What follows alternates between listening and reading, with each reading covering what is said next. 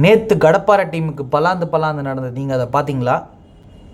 நான் அதை பார்த்தேன், கண் கூட பார்த்தேன். கொடைக்கானல் பூம்பாறை தொங்கி போச்சு கடப்பாறை. நேற்று ரோஹித் சர்மா வரல, அதனால ஹெட் வந்து கொஞ்சம் டிசப்பாயின்ட்மெண்ட் ஆடி சீக்கிரம் அவுட் ஆயிடுவான் அப்படின்னு நினச்சேன். அதான் நீங்கள் வராதுதான் பெரிய குறை. வர முடியல பாருங்க, கொஞ்சம் வேலை. அது நடக்கலை. நேற்று ரோஹித் சர்மா வரலன்னு டென்ஷனில் போட்டு பொலன்னு பொழந்து விட்டாங்க கடப்பாறையை. கடப்பாறை ரெண்டாக கிழிஞ்சு போச்சு, பொழந்துட்டாங்க. நேற்று எஸ்ஆர்ஹெச் மரண காட்டி செகண்ட் சேஸை பயங்கரமாக முடிச்சிருக்கானுங்க.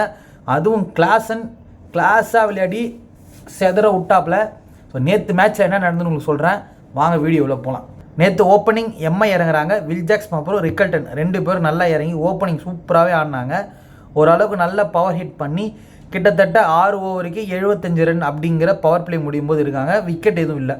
கரெக்டாக 7வது ஓவர் வந்து போடுறாப்புல நம்ம Nitish Kumar Reddy, Will Jacks out. So நல்ல நாக் தான் விளையாடி இருந்தாப்புல.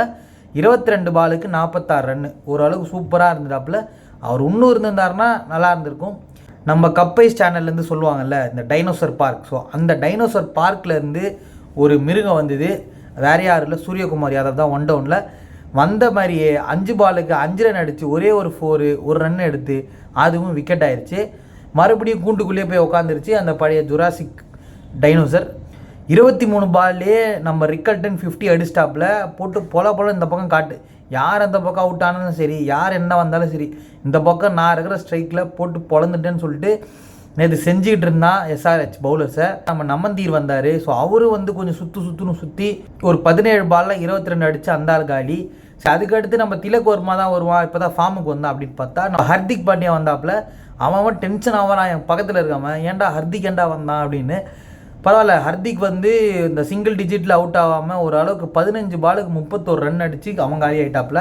ஸோ நல்ல 6 ஒரு 4 அடித்தான்.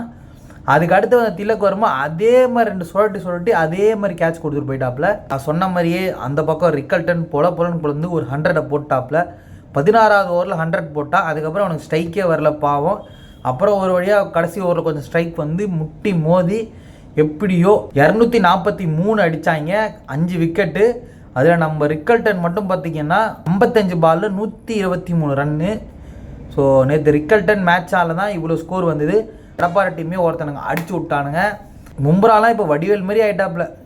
ஆளுக்கு வந்து அடித்து ஃபேமஸ் ஆக்கிடுறாங்க, மும்ராவே அடித்து. அதுவும் அந்த சின்ன பையன் ஆரம்பித்தான், இன்னும் அதை தொடர்ந்துட்டுருக்கு. ஸோ செகண்ட் இன்னிங்ஸ் பார்ப்போம் வாங்க. செகண்ட் இன்னிங்ஸை ஸ்டார்ட் பண்ணுறாங்க. எஸ்ஆர்ஹெச் பேட்டிங் வராங்க எப்பயும் போல தான். அபிஷேக் சர்மா அப்புறம் பார்த்திங்கன்னா டிராவிஸ் ஹெட். இந்த மேட்ச்சுக்கு வந்து ரோஹித் சர்மா வரல. ஸோ அத்தான் வராததுனால ஒரு சோகமாக இருந்து ஒருவேளை சீக்கிரம் அவுட் ஆயிடுவாப்புல டிராவிஸ் ஹெட் அப்படின்னு நினச்சா, தலைவன் வந்து அத்தான் வரலன்னு ஒரு கோவத்தில் போட்டு எல்லாரையும் அடிக்கிறாங்க. பவர் பிளே முடியும் போது 2 பேரும் சேர்ந்து கிட்டத்தட்ட 115 ரன் அடிச்சானுங்க 6 ஓவருக்கே. அதுவும் டிராவிஸ் ஹெட் தான் காட்டி விட்டான். அபிஷேக் சர்மாவும் இந்த பக்கம் சூப்பராக அடிச்சுட்டு இருந்தாப்புல. கிட்டத்தட்ட 9வது ஓவர் முடியும் போது தான் அபிஷேக் சர்மாவே அவுட்டு.